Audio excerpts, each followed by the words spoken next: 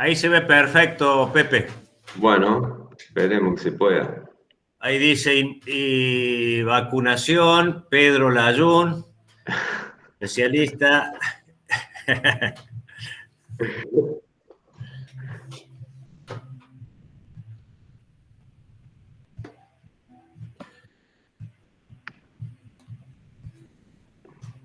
Vamos a Bueno, tener también no, una reunioncita en el curso de la semana para ver la parte práctica, ¿eh? dale. Ah, viste ese mail que mandó, ese mail que me mandaste. Bueno, ya, ¿para qué vamos a hablar? Después lo hablamos, sí. Sí, sí, después lo hablamos.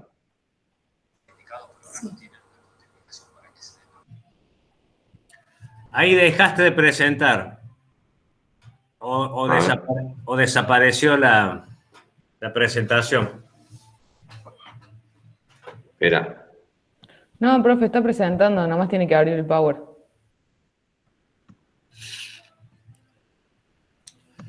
Tiene que abrir el pago. Ahí está. Ahí está.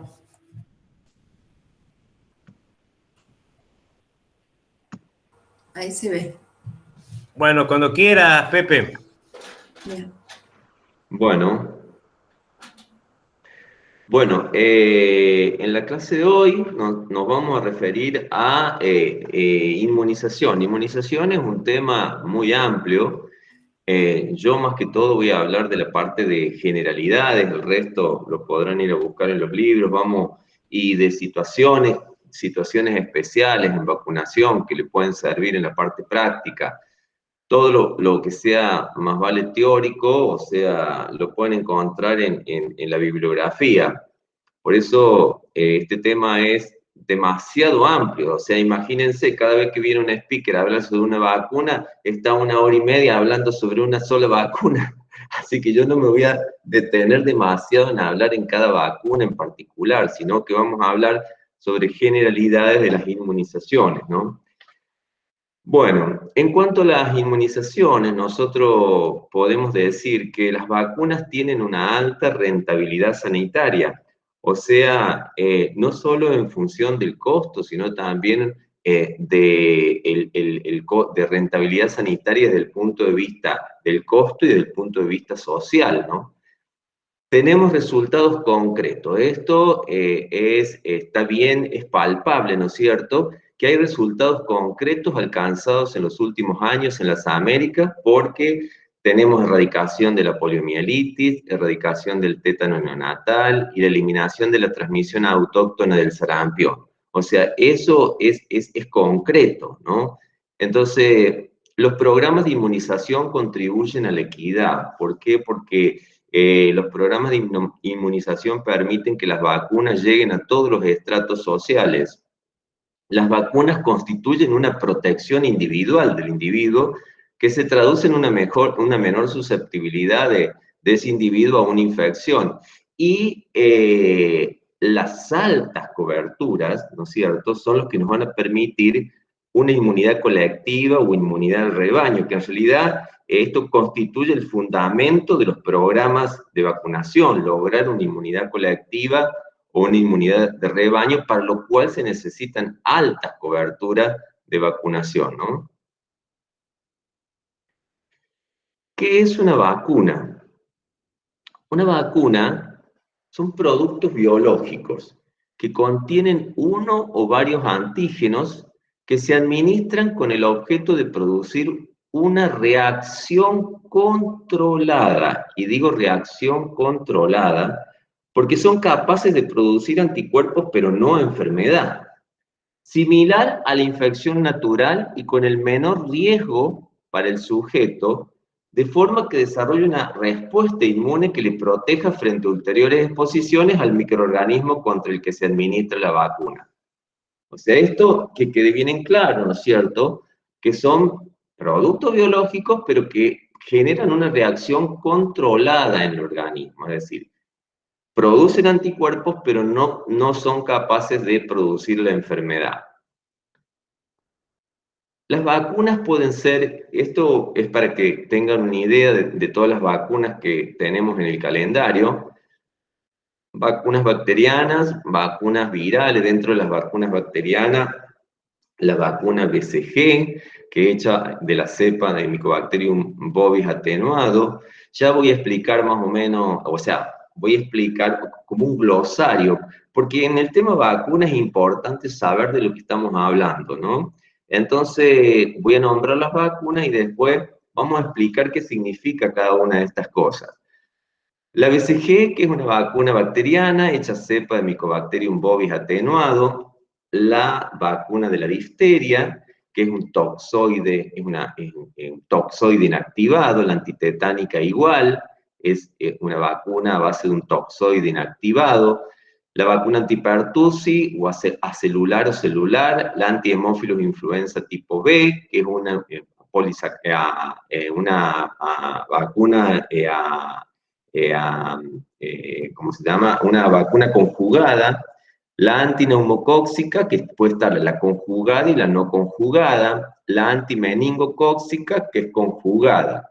Y dentro de las vacunas virales tenemos las vacunas que son a virus vivos atenuados, o las vacunas a virus muertos inactivados, o las hechas por ingeniería genética, las vacunas recombinantes, por ejemplo, la antipoliomielitis. Antes teníamos ya vamos a hablar del tema de la poliomielitis y cómo fue cambiando el esquema de vacunación de polio. Antes teníamos la OPV, ¿no es cierto?, que tenía los 3 serotipos. Después la OP, que era la bivalente con 2 serotipos, y después la IPV, que es la vacuna, la SAL, ¿no es cierto?, con los 3 serotipos, y actualmente tenemos la IPV con 2 serotipos. Pero ya cuando hable de poliomielitis, vamos a explicar bien cómo ha ido cambiando el esquema de vacunación. La antihepatitis B, que es recombinante. Antihepatitis A, que es a virus inactivado. La antisarampionosa, virus vivo atenuado. La antirrubiola, virus vivo atenuado. Antiparotiditis, virus vivo atenuado. Antivaricela igual. Antigripal, a virus inactivado, virus muerto, o pueden ser subvirones o de antígenos de superficie. La antiamarílica o fiebre amarilla, que es a virus vivos atenuado. La antirrotavirus, también a virus vivos atenuado. La antivirus del papiloma humano, que es una vacuna recombinante. Y la vacuna de la fiebre hemorrágica argentina, que es a virus vivos atenuado. Vamos a hablar un poquito acerca de, bueno, cómo se evalúa el funcionamiento de una vacuna. Y estos dos términos están hoy muy en boga con esto de la vacuna del coronavirus, qué es lo que es la eficacia de una vacuna, qué es lo que es la efectividad de una vacuna. A veces no interpretamos bien qué es lo que es una cosa y qué es lo que es la otra. La eficacia de una vacuna constituye la reducción porcentual en la frecuencia de infecciones, pero entre personas vacunadas en comparación con la frecuencia entre los que no se vacunaron, suponiendo que la vacuna fuese la causa de esta reducción. Ya voy a explicar bien esto en un cuadrito, cómo es el asunto de la eficacia, pero, o sea, es el porcentaje de posibilidades que tiene un individuo de adquirir vacunado, de adquirir la enfermedad con respecto a aquel que no se vacunó.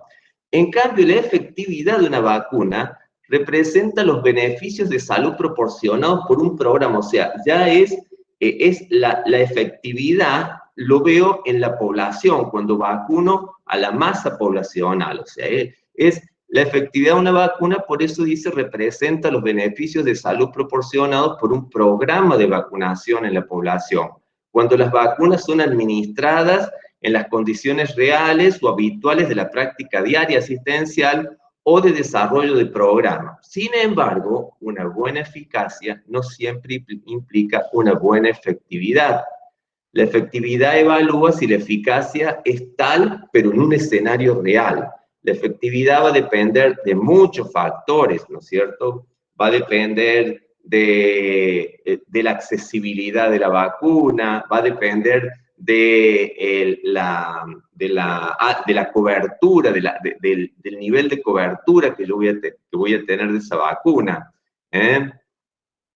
Acá, por ejemplo, este es un cuadrito para que ustedes entiendan la eficacia de una vacuna. La eficacia de una vacuna. Por ejemplo, se elige una población, ¿no es cierto?, que son miles de personas que se eligen en forma voluntaria, ¿no es cierto?, y vamos a ver que a un grupo se le coloca la vacuna y a otro grupo se le coloca un placebo. Esto es a doble ciego, es decir, al grupo que se selecciona, o sea, ni yo sé que recibe la vacuna, ni el paciente si recibe la vacuna, no sabe si recibe la vacuna o el placebo. O sea, estas personas se las divide entonces en dos grupos. La mitad recibe la vacuna, la otra mitad recibe el placebo. Mientras siguen su vida normal, ¿no es cierto? Y se las va monitoreando varios meses a ver si contraen la enfermedad. Por ejemplo, de 50.000 personas, yo veo que se infectaron, o sea, de 50.000 personas que participaron todos, o sea, las de placebo y las que se vacunaron, o sea, el total que participó en el ensayo. De 50.000 personas se infectaron 170. Se colocan estas personas en los grupos a los que pertenecían, placebo, vacuna, y se evalúa la eficacia. Si los 160 infectados se ubican en igual proporción en cada grupo, significa que es igual la probabilidad de infectarse con o sin la vacuna. Entonces yo digo que esa vacuna tiene una eficacia de 0%. Ahora, si los 170 infectados pertenecen al grupo placebo y ninguna persona vacunada se enferma, yo digo que la eficacia es del 100% porque ninguna de las personas que se vacunaron se infectó. Ahora, si en el ensayo 162 personas se enferman en el grupo placebo y 8 solamente en el grupo vacunado, voy a tener una eficacia del 95%, o sea que esa persona vacunada tiene un 95% de posibilidades de no enfermarse. Esto no significa que las 100 personas que se infectan, que de 100 personas que se infectan, 5 se enferman. El porcentaje del 95 se aplica a la persona, como estoy diciendo. Cada persona tiene un 95% menos de probabilidad de enfermar que una no vacunada. En cambio, la eficiencia, ¿no es cierto? O sea, yo voy a decir que una vacuna es no eficaz, sino eficiente, se calcula de manera similar, pero bajo diferentes circunstancias. La vacuna se administra en forma masiva a una población heterogénea, en diferentes épocas del año, países y variantes, por ejemplo, en el caso del COVID, que circula. No siempre el objetivo es evitar la infección, sino dominar el virus, eliminar su capacidad de producir enfermedad grave, hospitalizaciones y muertes, ¿no? En el caso, por ejemplo, de la vacuna del COVID, ¿no es cierto?, para que la organización, y para el resto de las vacunas, pero en este caso, ¿no es cierto?, que es un caso de emergencia, la Organización Mundial de la Salud, para probar una vacuna, ¿no es cierto?, determinó que debía demostrar una eficacia del 50%, mediante datos poblacionales y no de acuerdo a títulos detectables de anticuerpos, ¿no? Eso para que tengan un poco de idea acerca de a qué nos referimos cuando hablamos de eficacia y qué nos referimos cuando hablamos de eficiencia. En cuanto a los principios generales de vacuna, hay muchos términos, ¿no es cierto?, que nosotros usamos en vacuna y que no sabemos de qué se trata, ¿no? Bueno, la eficacia de la vacuna, que es lo que yo acabo de explicar, y la efectividad o eficiencia de la vacuna, que es lo que yo acabo de explicar. Fallo vaccinal o vacunal primario es la falta de seroconversión, o sea, la falta de producción de anticuerpos cuando yo coloco una vacuna, sobre todo cuando coloco la dosis inicial de una vacuna. Entonces puede que al colocar la primera dosis de la vacuna no me genere anticuerpos, no haya seroconversión. Y entonces hablamos de un fallo vacunal primario. La inmunización, inmunogenicidad e inmunógeno. Inmunización es la acción de conferir inmunidad mediante la administración de una vacuna. Inmunogenicidad es la capacidad que tiene la vacuna de generar anticuerpos, e inmunógeno es el antígeno que va a desencadenar la respuesta inmunológica, ¿no? Toxoide. El toxoide son exotoxinas bacterianas, ¿no es cierto?, pero que por acción de medios físicos o medios químicos, ¿no es cierto?, pierden la capacidad de generar toxicidad, pero retienen o conservan la capacidad de generar antitoxinas. Y hay muchas vacunas que están hechas a base de toxoides, ¿no? Adyuvante. Adyuvante es una sustancia que administrada con el antígeno aumenta la respuesta inmunitaria frente a él. Y vamos a ver que muchas de estas, muchas vacunas necesitan de adyuvante para provocar una mejor respuesta inmunológica. Conservantes son sustancias utilizadas para prevenir la alteración de un medicamento o de un producto biológico, y a veces nosotros decimos que una persona ha hecho una reacción anafiláctica a una vacuna, y en realidad puede que sea a uno de los conservantes que se utiliza para mantener la estabilidad de ese producto biológico, ¿no? Vacunas absorbidas, vacunas combinadas y vacunas conjugadas. Las vacunas, esos son términos muy usados, decimos esta vacuna es una vacuna absorbida. ¿Qué quiere decir vacuna absorbida? Bueno, utilizando los términos que anteriormente describimos, vacuna absorbida, los antígenos que se utilizan para generar anticuerpos son absorbidos o fijados a la superficie de un adyuvante que describí yo anteriormente para reforzar el poder inmunológico de una vacuna. Esa es una vacuna absorbida. Vacunas combinadas es cuando en una misma vacuna se combinan varios antígenos, es decir, por ejemplo, la vacuna quíntuple, la vacuna cuádruple, la vacuna triple viral, es decir, se combinan varios antígenos de diferentes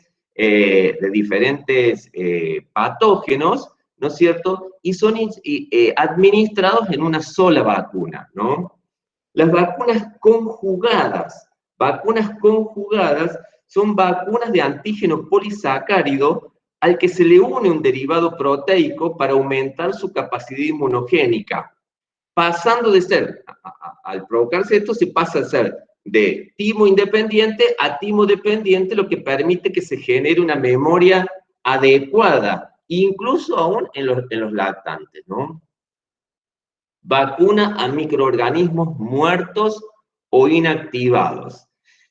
Estas vacunas, ¿no es cierto?, organismos muertos o inactivados, son vacunas que los microorganismos han perdido la capacidad de generar enfermedad porque han sido inactivados a través de medios físicos o medios químicos, ¿no es cierto? Y por lo tanto, cuando son administrados al organismo, al ser humano, o en el caso también hay vacunas que pueden ser colocadas en los animales, ¿no es cierto?, no necesitan replicarse en el ser humano para generar una respuesta inmunológica. Y esto lo recalco porque a diferencia de las vacunas a virus vivos atenuados, estas sí van a necesitar replicarse en el ser humano para generar una respuesta inmune. Entonces, son vacunas que han sido inactivadas o virus muertos a través de métodos químicos o físicos. Se inactiva el microorganismo, pierde la capacidad de generar enfermedad, pero conserva la capacidad de producir una respuesta inmune. No se replican, ¿no es cierto? Ya vamos a ver después más adelante bien las diferencias marcadas entre una y otra, y no tienen estas vacunas interferencias con los anticuerpos circulantes, a diferencia de las a virus vivos atenuadas que sí. La característica de estas vacunas es que a veces se necesitan dosis de refuerzo para mantener una concentración adecuada de anticuerpos, ¿no? Las vacunas a microorganismos vivos atenuados, es como explicaba yo recién, son microorganismos vivos que han sido atenuados, ya sea por pasajes sucesivos en cultivos o por otros procedimientos donde el virus se debilita, pierde la capacidad de producir enfermedad, pero conserva su poder antigénico, ¿no es cierto? Estas vacunas sí pueden ser interferidas por los anticuerpos circulantes. Si yo tengo anticuerpos circulantes, ¿no es cierto?, puede que interfiera con la respuesta inmune de estas vacunas. Inducen respuesta humoral y respuesta celular intensa a este tipo de vacuna. Y como dije, ¿no es cierto?, necesitan replicarse en el individuo al cual son administradas.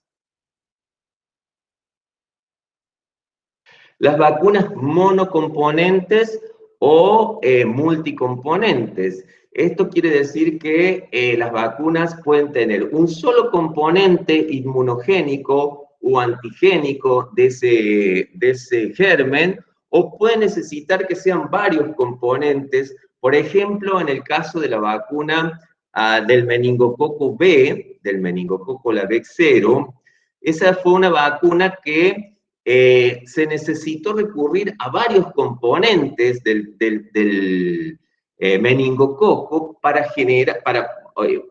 crear la vacuna y que genere niveles adecuados de anticuerpos. O a veces con un solo componente o antígeno del germen, yo puedo desencadenar una buena respuesta inmune. Vacunas monovalentes o polivalentes son las vacunas que están hechas monovalentes con un solo serotipo del agente infeccioso, o polivalente con varios serotipos del agente infeccioso, que puede ser las trivalentes, tetravalentes, por ejemplo, en el caso de las vacunas de la influenza, ahora que se están colocando, o por ejemplo, la vacuna del neumococo, hay una que tiene 13 serotipos, la otra que tiene 23 serotipos, o monovalentes. Bueno, acá después tenemos las vacunas recombinantes, que este es otro tema que también es muy usado. Las vacunas recombinantes son, ¿cómo son? ¿Cómo se fabrica? Es cuando un antígeno proteico, que vendría a ser una partecita del microorganismo, es introducido dentro de un vector. O sea, ya sean partecitas o regiones del microorganismo, son introducidos dentro de un vector, ¿no es cierto?, que va a ser administrado al individuo. Estos, no sé si me explico, estos fragmentitos tienen la capacidad antigénica de generar anticuerpos una vez incorporados en el organismo. Pero que utilizan un vector. Ese vector no tiene la capacidad de generar enfermedad, ¿no? O sea, es un vector que no tiene capacidad de generar enfermedad, pero que sí sirve para transportar ese antígeno proteico o fragmento, ¿no es cierto?, del microorganismo a través de la vacuna. Las vacunas a ADN, estas vacunas son digamos, los métodos nuevos de fabricación de vacunas, como por ejemplo las que se están fabricando ahora para el coronavirus. Hay mucho la vacuna de Pfizer, la vacuna, la Sputnik, la vacuna de la AstraZeneca, creo que también, ¿no es cierto? Son vacunas que utilizan un vector.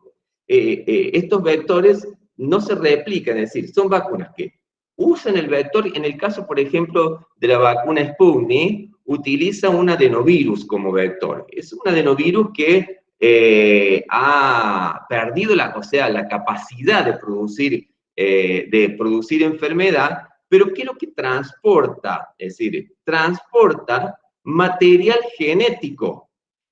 El ADN, transporta un ADN, o sea, la información genética, un código genético, ¿no es cierto?, que incorporado al organismo, ¿no es cierto?, le transfiere a las células del organismo, al ser incorporada la vacuna, le transfiere a las células del organismo ese código genético, esa fórmula, para que las células del organismo produzcan ese antígeno, ¿no es cierto?, del agente infeccioso, capaz de desencadenar una respuesta inmune en el organismo.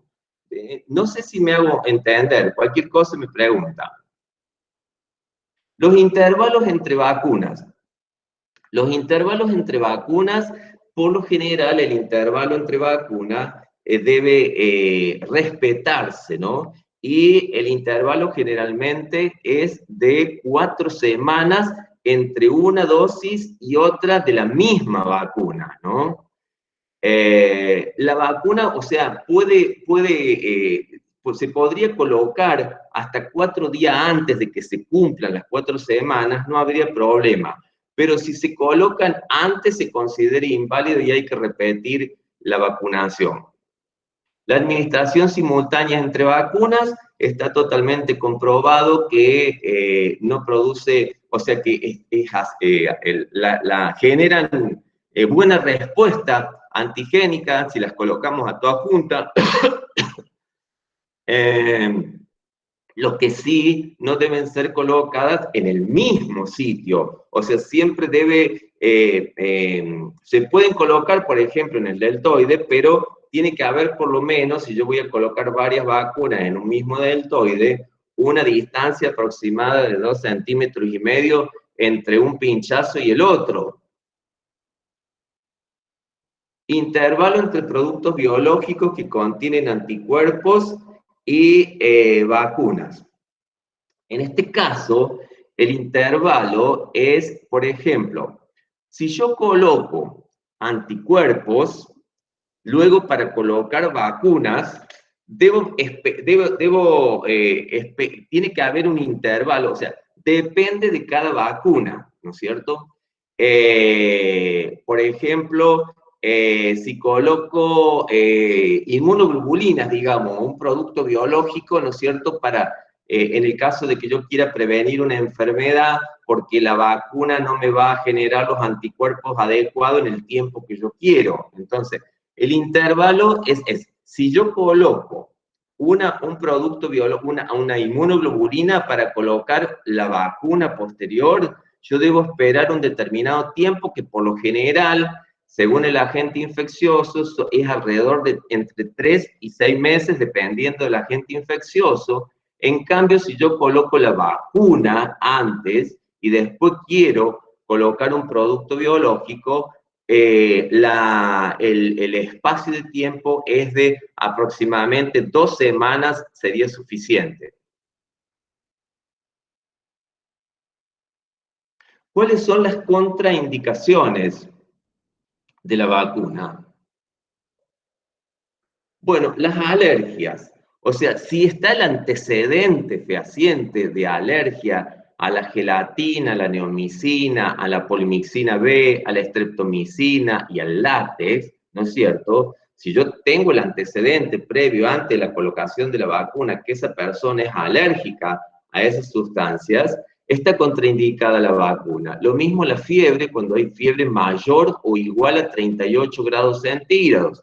Se dice que yo puedo colocar una vacuna si el paciente tiene fiebre luego de 48 horas de haber cedido la fiebre. Y depende del cuadro que está generando la fiebre. En los inmunocomprometidos están, o sea, no a virus vivo. Todas las vacunas que son a virus vivos no están contraindicadas porque recuerden que estas vacunas se replican, necesitan replicarse en el ser humano. Y si es un inmunocomprometido, al replicarse pueden generar la enfermedad. Reacción grave a una dosis previa de una vacuna, o sea, si se colocó una vacuna y presentó una reacción adversa grave, se contraindican las dosis ulteriores de dicha vacuna, ¿no? Reacciones a la vacuna de PT, o sea, la triple bacteriana o triple bacteriana acelular. Si en las 48 horas posteriores a la vacunación presentó crisis hipotónica, hiporreactivo, llanto inconsolable de más de 3 horas, o fiebre de más de 40 grados centígrados, o en los 3 días siguientes existen convulsiones, se debe tener precaución. O sea, no quiere decir que no se coloque, sino que se debe tener precaución. Y no porque a esta vacuna genere esta reacción, ¿no es cierto?, no voy a colocar el resto de las vacunas. Tengo que evaluar cada una de las vacunas, ¿no? Lo mismo si presentó síndrome de Guillain-Barré, es decir, por ejemplo, en el caso de la antigripal, si yo coloqué un año el antigripal y le produjo síndrome de Guillain-Barré, no se colocan antigripales en los años siguientes están contraindicadas. La trombocitopenia, hay que evitar la triple vírica si presentó trombocitopenia con dosis previas, ¿no? Sí, o sea, si yo coloqué la triple vírica y presentó trombocitopenia, las dosis siguientes hay que tener, ahí están contraindicadas. La alergia grave al huevo, hay dos vacunas que están... Sí. En el caso del antigripal, si daría el síndrome de Guillain-Barré, en los años posteriores no la colocamos, ¿por cuántos años o nunca más? No se coloca. En algunos lados dice que por 6 años no se coloca, pero en otros libros dice que si en un año te produjo síndrome de Guillain-Barré, no se debe colocar la vacuna antigripal en los años siguientes. Bien, gracias. La alergia al huevo, las vacunas que están contraindicadas totalmente en la alergia al huevo son la antigripal y la de la fiebre amarilla. ¿Y cuáles son las falsas contraindicaciones? La prematuridad, porque no aumenta la reactogenicidad ni afecta negativamente la inmunogenicidad. El prematuro no tiene por qué no vacunarse, o sea, no hay nada que contraindique. Cuadros banales de vías aéreas superiores, muy común, que venga la mamá y diga, no lo vacuné porque tenía tos, porque estaba resfriado. No, los cuadros banales de vías aéreas superiores no contraindican la colocación de una vacuna, ¿no? Ni tampoco fiebre de 38, menos de 38 grados, o diarrea. Es muy común que los niños que tengan diarrea, las mamás no le coloquen las vacunas. Si el niño es sano y presenta un episodio de diarrea, no tiene por qué no colocársele la vacuna. Los niños con asma o alergia cutánea a algún antibiótico, por ejemplo, también eso es muy común, dice la madre, no lo vacuné porque es alérgico a la penicilina. ¿Y qué tiene que ver la penicilina con las vacunas? O sea, una alergia a un antibiótico no es que contraindique, salvo, por ejemplo, como dijimos anteriormente, la neomicina, la polimicina, ve que a veces suelen formar parte de, son coadyuvantes en una vacuna, ¿no? Pero en general, o sea, si es alérgico a la penicilina, no tiene por qué contraindicarse una vacuna. Lo mismo el asmático, al contrario, el asmático debe tener la vacuna colocada porque corre más riesgo, ¿no es cierto? Si se infecta, es de alto riesgo. Y las alergias cutáneas, por ejemplo, un chico con dermatitis atópica no tiene por qué estar contraindicado una vacuna, ¿no? Niños en contacto con embarazadas. Eso es otra de las cosas, ¿no es cierto? Que siempre dicen, no lo vacuné porque la mamá, porque yo estoy embarazada y me puede transmitir la enfermedad si lo vacuno, pero son todos conceptos erróneos. El niño, por más que la mamá esté embarazada, el niño tiene que ser vacunado. Convulsiones o epilepsias que estén estabilizadas, ¿no? Tampoco es causa de contraindicación de la vacuna. Enfermedad crónica, y bueno, enfermedad crónica depende de la enfermedad crónica, ¿no es cierto? Pero la gran mayoría de las enfermedades crónicas es conveniente de que el paciente esté vacunado. Las vacunas inactivadas en inmunocomprometidos.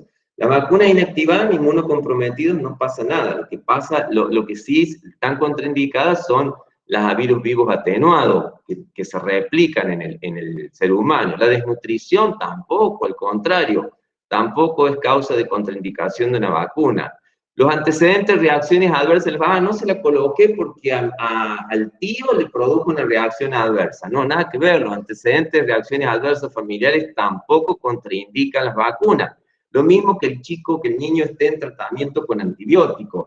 No se la coloqué porque estaba tomando amoxicilina porque tenía angina. Entonces, esto origina las falsas contraindicaciones, oportunidades perdidas, ¿no? Y que después retrasan la vacunación en el niño. Esto es más o menos para que ustedes tengan idea cómo es cuando hablamos de una vacuna intradérmica, de una vacuna subcutánea o de una vacuna intramuscular, porque las vacunas, cada una tiene su forma de colocación y su prescripción. Entonces, la vacuna intradérmica, esta vacuna intradérmica, yo de las que me acuerdo, o sea, que tengo en mente, es la vacuna BCG. La vacuna BCG debe ser colocada intradérmica, es toda una técnica, las enfermeras, por eso cuando vayan al vacunatorio, háganse explicar bien, porque no es nada más ponerle la vacuna. Cada vacuna tiene su prescripción, su forma de colocación. Y la vacuna de la BCG tiene que hacer bien el aboncito para que sea bien intradérmica. La inclinación de la aguja con respecto a la piel, a la superficie de la piel, es aproximadamente 15 grados, para que yo más o menos considere de que es intradérmica. Lo mismo si es subcutánea, la inclinación es más o menos de 45 grados de la aguja, y bien perpendicular a la piel cuando coloco la vacuna intramuscular. Bueno, esto es un poco para hablar. Esto lo voy a pasar rápido, porque en realidad no me corresponde a mí hablar de cada una de las patologías, ¿no? Muchas de las patologías las van a hablar cuando vean enfermedades exantemáticas, otras de las patologías ya las escucharon cuando el doctor Abu Said dio la clase de enfermedades infecciosas, otras patologías las van a ver más adelante cuando se desarrollen otros temas, como por ejemplo el doctor Salazar va a dar meningitis, la doctora Berea va a dar las enfermedades exantemáticas, pero más o menos yo voy a hacer un repasito de todas las enfermedades, ¿no es cierto?, las cuales nosotros contamos con vacunas para su prevención. Una de esas enfermedades es la tuberculosis. Y la tuberculosis la vamos a resaltar, ¿no es cierto?, porque aún sigue siendo una importante causa de muerte en el mundo. La vacuna que se coloca para la tuberculosis es la BCG. La tuberculosis provocada por el bacilo de Carmeguerini, un bacilo ácido alcohol resistente que es aerobio estricto, necesita del oxígeno, aerobio estricto, es muy resistente a la desecación y a los antisépticos comunes, ¿no? ¿Por qué ha resurgido esta enfermedad? La Organización Mundial de la Salud en el año 1990 la declara como una enfermedad emergente a nivel mundial debido a la aparición del HIV, porque junto con el HIV y la inmunodepresión que este genera, resurgió la tuberculosis, que se aprovecha de la situación. Se estima, y estas son cifras que yo las digo porque parecería que la tuberculosis ya no existe más, pero la tuberculosis existe, se estima que 1/3 de la población mundial se encuentra infectada. En Argentina la tasa de incidencia anual es de 31 cada 100.000 habitantes, lo que sería, imagínense, mire, de 12 a 14.000 casos por año, de los cuales, infectados estamos hablando, de los cuales el 10% de esos enferman, ¿no es cierto? Entonces, y sobre todo si se da en el niño, ¿no es cierto?, el riesgo de progresión de infección enfermedad es más alto. En el niño el 40%, en los niños menores de 2 años, de un 15% en los niños entre 2 y 5 años, y hasta un 5, un 15% en los niños de más de 5 años, ¿no? Entonces, miren ustedes la importancia que tiene la tuberculosis actualmente, ¿no? La otra vacuna que tenemos también es la vacuna del neumococo. Hay 2 vacunas, la de 13 serotipos, que es la Prevenar 13, y la vacuna de 23 serotipos, una de esas marcas es la Neumo 23. La que nosotros colocamos en el niño es la Prevenar 13, que está en el calendario nacional de vacunación.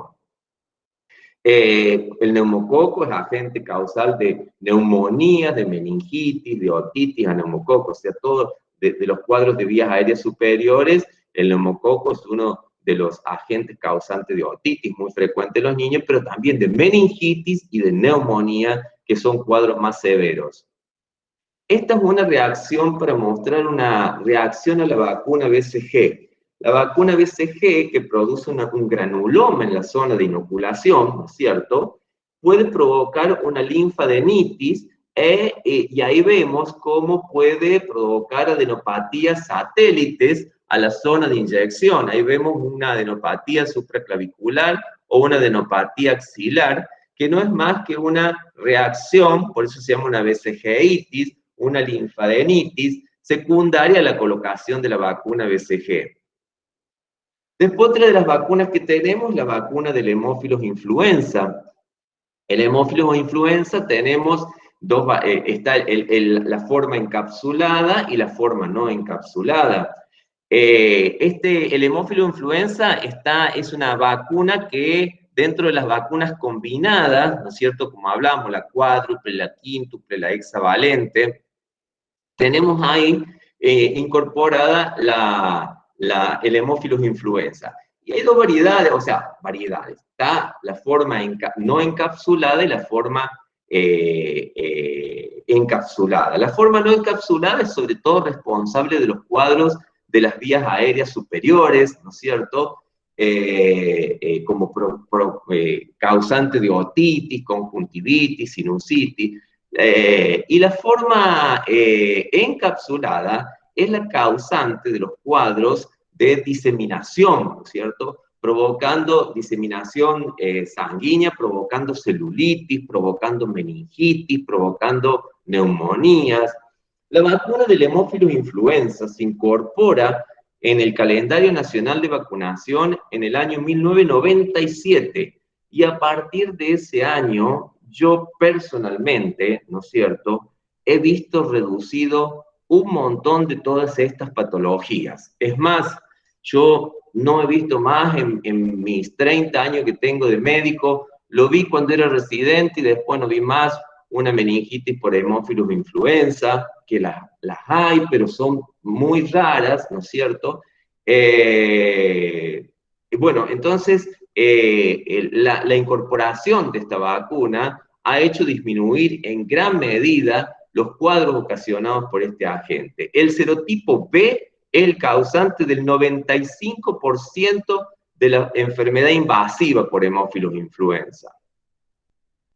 Después tenemos la vacuna triple viral o la vacuna cuádruple o la vacuna tetravalente, o sea, la vacuna, hay una vacuna que se llama, bueno, está la triple viral, tenemos la doble viral, que es sarampión y rubiola, la triple viral, que es sarampión, rubiola, papera, y la cuádruple, que es sarampión, rubiola, papera y varicela, que es la Procual. Yo no le indico mucho, esta vacuna es efectiva, ¿no es cierto? Es efectiva. Lo que a veces produce esta vacuna, la cuádruple viral, produce cuadros febriles importantes que pueden llevar a convulsiones en el niño. Esta vacuna, la triple viral, previene contra estas enfermedades. El sarampión, por ejemplo. El sarampión es una enfermedad provocada por un paramyxovirus. Se caracteriza, ahí ven la carita del nene en la fotografía, por el triple catarro, es la secreción conjuntival, la rinitis o la coriza, ¿no es cierto? Y el catarro bronquial, que aparece previo a la aparición del exantema, que el exantema es un exantema maculopapular de distribución que comienza en la cara, se extiende al tronco y después se extiende a las extremidades, ¿no? El sarampión, nosotros acá, la Argentina presenta eliminación de la circulación autóctona de sarampión. Ahora de nuevo, ¿por qué? Porque el último caso, nosotros habíamos tenido uno de los últimos casos fue en el año 2000 en Córdoba, en la provincia de Córdoba, en la ciudad de Córdoba creo que fue, pero después en el año 2010, a raíz del Mundial de Fútbol de Sudáfrica, se importan casos de sarampión y se producen brotes en la Argentina y en Brasil, ¿no es cierto? Pero se logra controlar ese brote. A raíz de esos brotes es que nosotros ahora tenemos incorporada la vacuna, las vacunas del calendario que antiguamente se colocaban al ingreso escolar a los 6 años cuando el chico ingresaba a la escuela. Ahora ya a partir de los 5 años se coloca para evitar que el niño quede descubierto contra precisamente una de las enfermedades es el sarampión. El sarampión yo sinceramente vuelvo a decir, yo no, también, eso yo no he visto sospecha de sarampión, pero no he visto durante mi trayectoria como médico un caso de sarampión, así tener en vivo y en directo un caso de sarampión. Bueno, después la otra enfermedad que previene, el sarampión tiene serias complicaciones, ¿no? O sea, sobre todo en niños pequeños, ¿no? Puede provocar neumonitis, encefalitis, y por ejemplo, una de las secuelas a largo plazo del sarampión es la permanencia del virus en el sistema nervioso central, provocando panencefalitis esclerosante subaguda, que es una enfermedad degenerativa que aparece varios años después de haber presentado la enfermedad, y sobre todo en aquellos niños, es decir, cuando la enfermedad se presentó en los primeros años de vida. Hay más probabilidades de que haga esta complicación. Después la rubiola, que ya habló el doctor Abu Said, ¿no es cierto? Ahí vemos en una foto una de las características de la rubiola, que es las adenopatías, porque produce poliadenopatía dentro de una de los síntomas que produce la rubiola, son poliadenopatía, y algo muy característico son las adenopatías retroauriculares, el exantema, la fiebre, ¿no es cierto? Pero lo importante de la rubiola es que, si bien la rubiola, las complicaciones son raras, el tema es la mujer embarazada.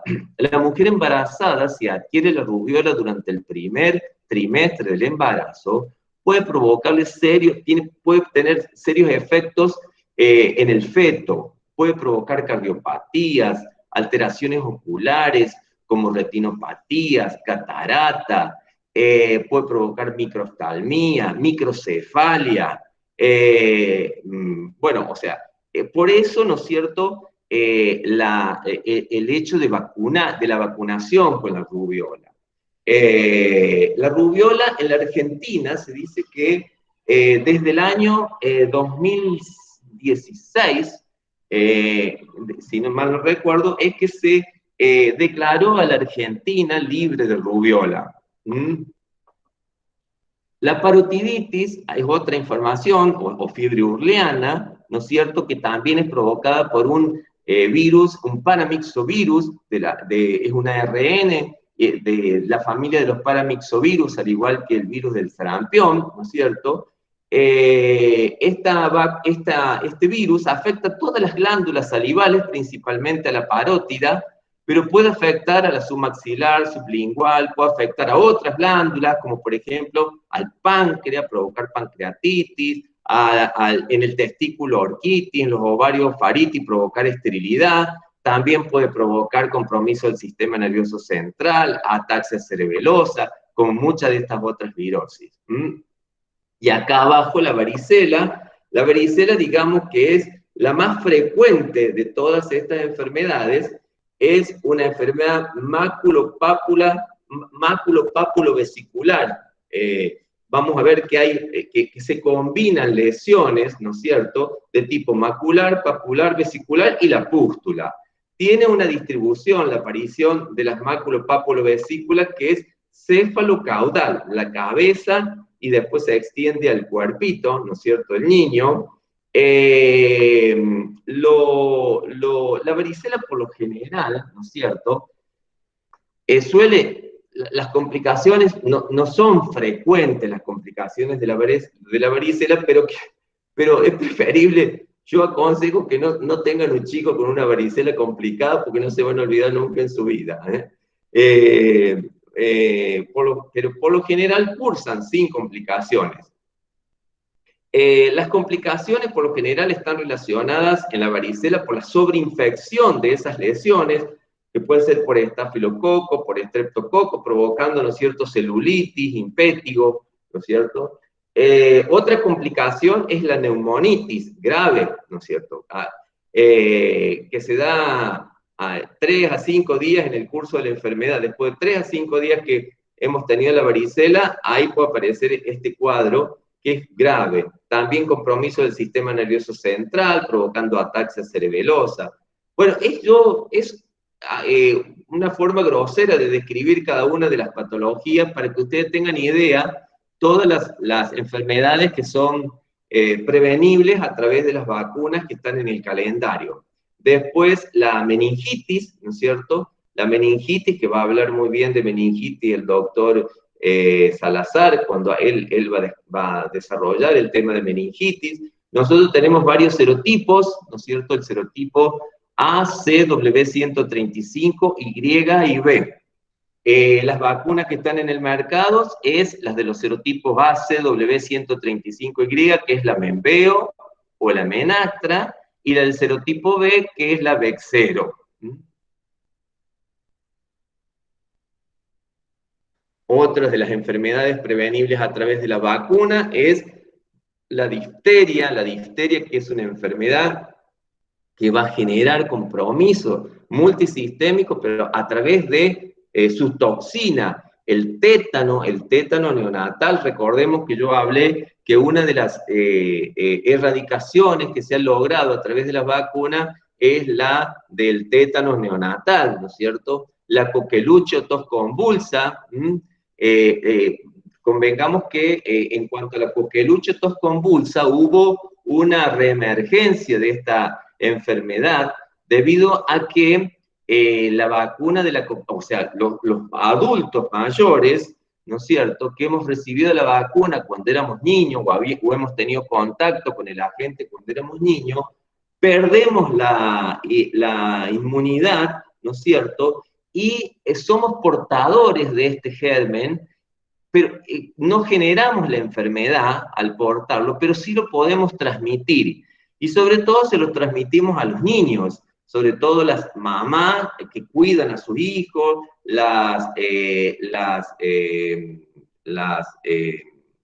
¿cómo se llama? Las mujeres, las babysitters que cuidan a los niños. Entonces, por eso, ahora se coloca la vacuna, esta vacuna, la triple bacteriana, una de las causas por la cual se ha incorporado en el embarazo es por esta, ¿no es cierto?, la triple bacteriana acelular. La tos convulsa, ¿no es cierto?, es una enfermedad que en menores de 3 meses puede ser grave y mortal, ¿no? La otra enfermedad que previenen a través de las vacunas es la hepatitis A y la hepatitis B. La hepatitis A, por lo general, tiene una remisión espontánea, o puede provocar una colestasis prolongada, o hepatitis recurrente, es decir, era aquel tipo de hepatitis que aparentemente ha mejorado sus valores de transaminasa, parece como que la enfermedad ha desaparecido, pero de rompirraje vuelve a aparecer, vuelve a recurrir. Y esa es la hepatitis recurrente, y tenemos en un 2 a un 20% de casos. Y lo más raro, pero cuando sucede es muy grave, es que una hepatitis A gatille una hepatitis fulminante. Y después tenemos la hepatitis B, ¿no es cierto?, que si bien el paciente puede permanecer en estado portador, puede provocar infección crónica.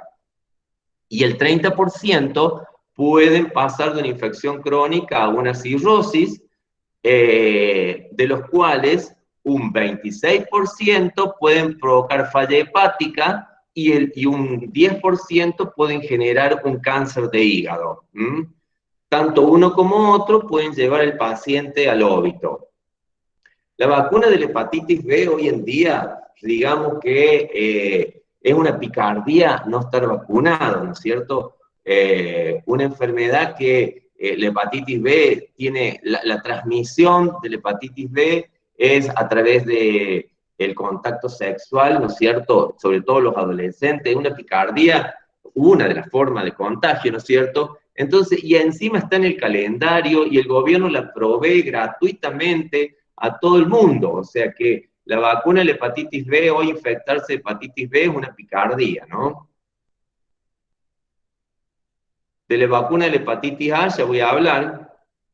Acá está, la vacuna de la hepatitis A.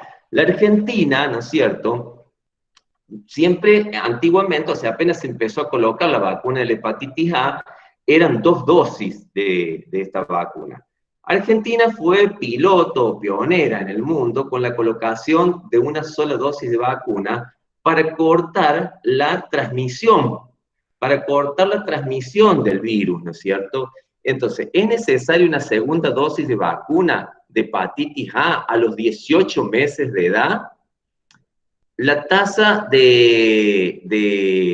miren, desde antes de la vacuna, nosotros teníamos una tasa de 113,4 cada 100.000 en el año 2004. Luego de la colocación de una sola dosis de vacuna de hepatitis A, miren cómo baja. 1,4 cada 100.000 en el año 2011, donde ya se había empezado a colocar la vacuna de la hepatitis A. No se informaron casos de trasplantes desde que se incorporó la vacuna de la hepatitis A.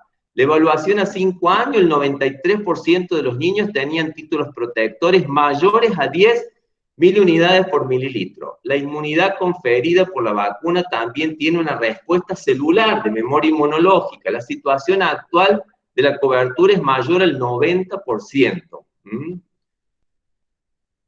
Otra de las enfermedades que que tenemos vacunas, que son protegidas por vacunas que tenemos en existencia, la poliomielitis que produce parálisis, causa de parálisis muscular, parálisis flácida. Esto ya lo voy a explicar el esquema de poliomielitis fue cambiando en el mundo para lograr la erradicación de esta enfermedad, ¿no? Después tenemos el rotavirus, la vacuna del rotavirus, una vacuna oral, ¿no es cierto? El rotavirus es agente de cuadros de diarrea y deshidrataciones severas con serios trastornos electrolíticos que pueden llevar al óbito.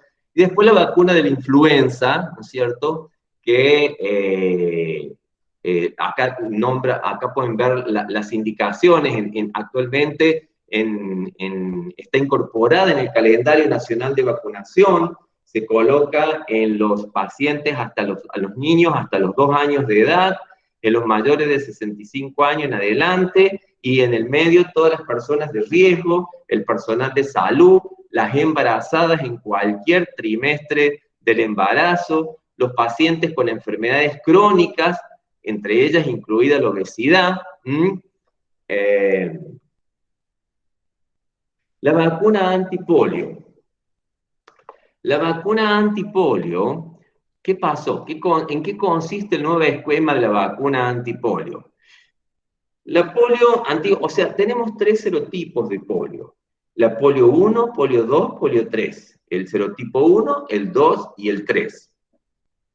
El serotipo 2 está erradicado, o sea, como polio salvaje, o sea, polio adquirido en forma salvaje, el virus, ¿no es cierto? Ya no existe más en el mundo, salvo quedan 2 países que creo que es Pakistán y Afganistán, donde se han determinado casos de virus de polio salvaje, pero en el resto del mundo ya no tenemos el virus, el serotipo 2 como virus, como polio salvaje.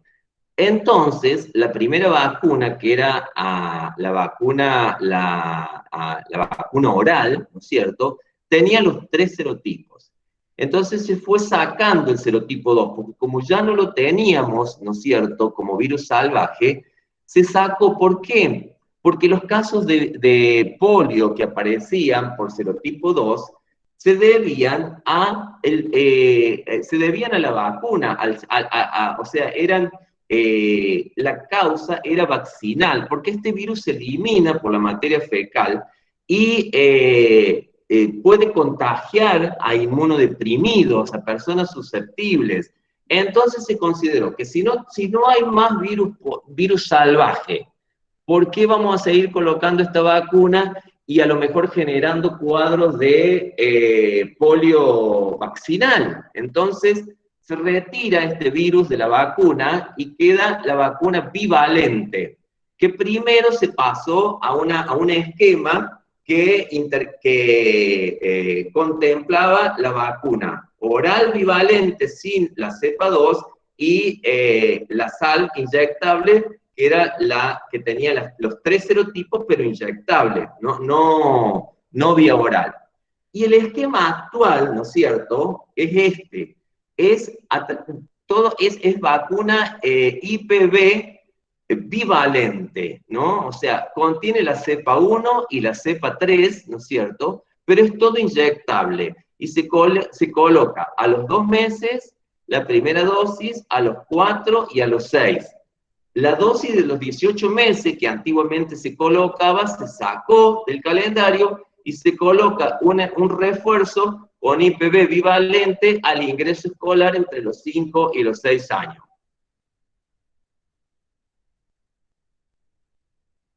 Otra de las vacunas incorporadas en el calendario de vacunación es la del virus del papiloma humano. Hay dos vacunas que están en el mercado, ¿no es cierto?, que es la Gardasil, que es de 4 serotipos, y la Cervarix, que es de 2 serotipos.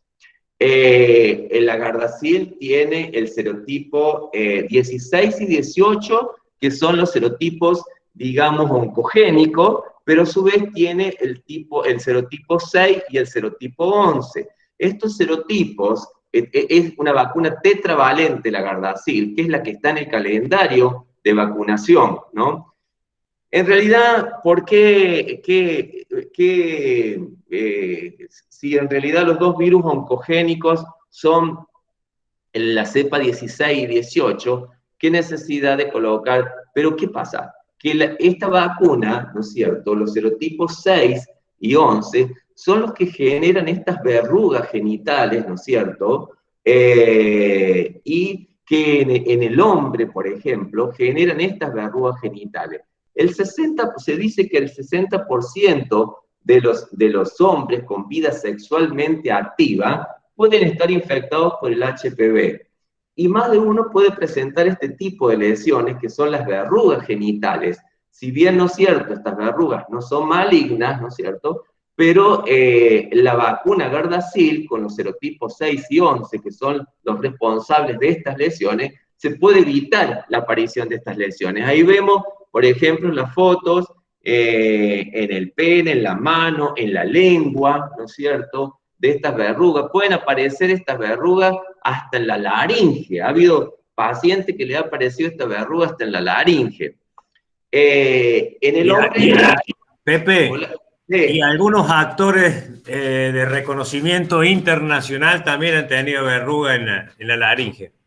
¿Ah, sí? ¿Sí? ¿Cómo te gusta el chumerío, bueno? Sí, me gusta. Siempre asociado a la medicina, por supuesto. Y que Sí, me sí, sirva sí, como sí. ejemplo. Sí, tal cual, porque la literatura lo describe. Yo no sabía de ciertos actores, pero la literatura lo describe, ¿no? Sí, sí. Y en la mujer, ¿no es cierto?, sí, los virus oncogénicos que producen lesiones precancerosas, ¿no es cierto?, en el cuello del útero. La vacuna que actualmente está en el mercado, o sea, que está en el calendario, es la vacuna Gardasil, y la cual se puede colocar a partir de los 9 añitos, ¿no es cierto?, o sea, antes de que el niño comience la vida sexualmente activa, y hasta los 26 años. Ya voy a explicar, a ver si no sé si... Acá está. La vacuna contra el papiloma. ¿Quiénes tienen que recibir la vacuna contra el HPV?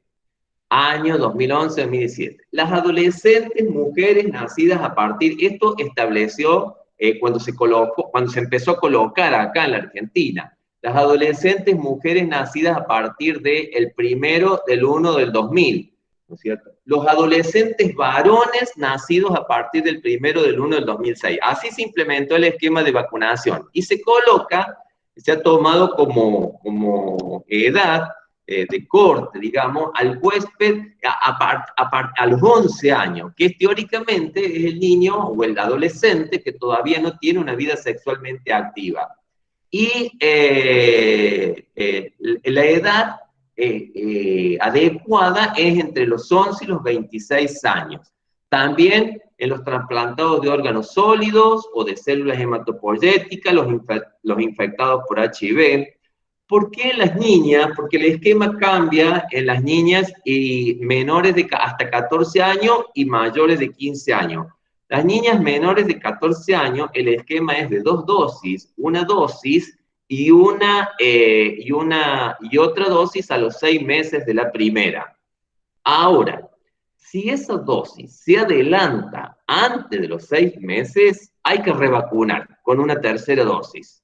O sea, si se pasa, no pasa nada, pero si se adelanta la dosis antes de los 6 meses, hay que revacunar con una tercera dosis. En el caso de ¿por qué se colocan 2 dosis? Porque se ha comprobado, y hay estudios hechos y comprobados que con 2 dosis o 3, la inmunogenicidad es la misma. En cambio, no hay estudios realizados, ¿no es cierto?, que comprueben eso más allá de los 15 años. Por eso, en la mujer, después de los 15 años, se colocan 3 dosis. ¿Qué contraindicaciones tiene? Que tengan alergia o alguno de los componentes de la vacuna. ¿Y se pueden administrar a varones? Sí, ya lo dije que sí. La vacuna que se coloca en varones es la Gardasil, la tetravalente de 4 serotipos.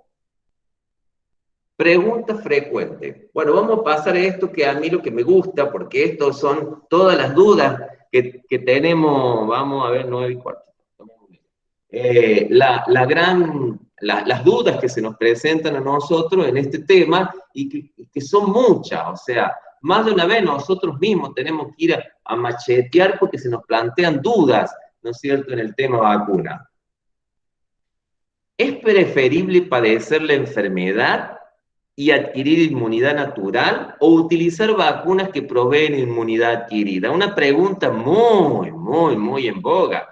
Mucha gente que, no, yo me quiero agarrar la enfermedad, ¿qué vacuna? Me agarro la enfermedad y listo. Pero ¿es preferible padecer la enfermedad y adquirir inmunidad natural o utilizar vacunas que proveen inmunidad adquirida? ¿Qué ocurriría si dejáramos de vacunarnos? ¿Todas las vacunas son similares en su composición? Al recibir una vacuna, ¿es posible que se desarrolle la enfermedad que la misma previene? Cuando alguien se expuso a una enfermedad, ¿esperamos que la presente o se puede prevenir? O sea, ¿puedo hacer una profilaxis para evitarla?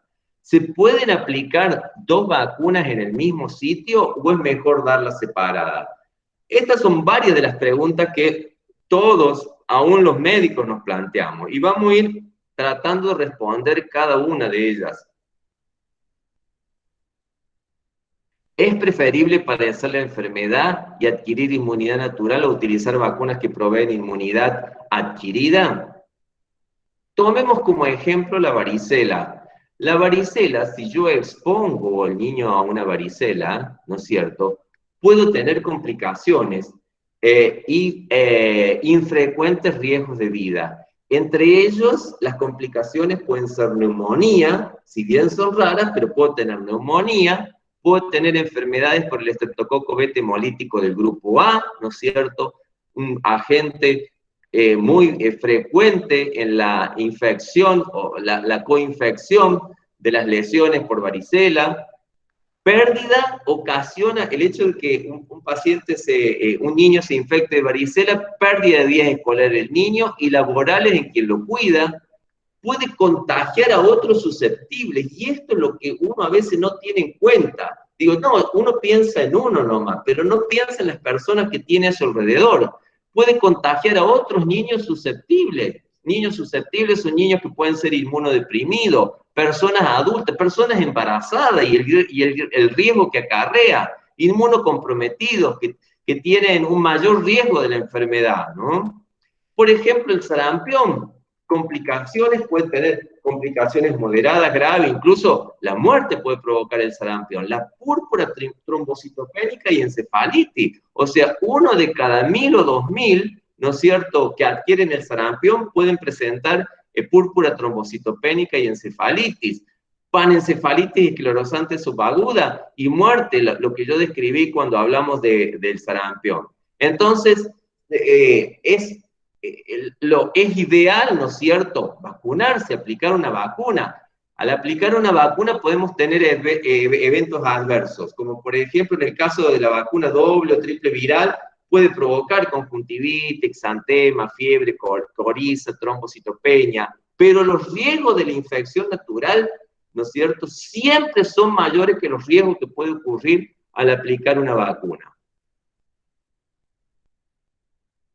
¿Qué ocurriría si dejáramos de vacunarnos? El hecho de vacunarnos, nosotros creamos una barrera contra un determinado germen. Si nos dejáramos, si no nos vacunáramos, vamos a tener reemergencia de todas las enfermedades controladas por vacuna. Si todos nos vacunamos, creamos una barrera de personas inmunes, que impiden el ingreso y la circulación del agente infeccioso. O sea, una barrera individual y una barrera general, porque al crear el famoso efecto rebaño, nosotros creamos una barrera general. Pero ¿qué pasa? Si no nos vacunamos, hay reaparición en la población de enfermedades inmunoprevenibles y van a reemerger un montón de enfermedades.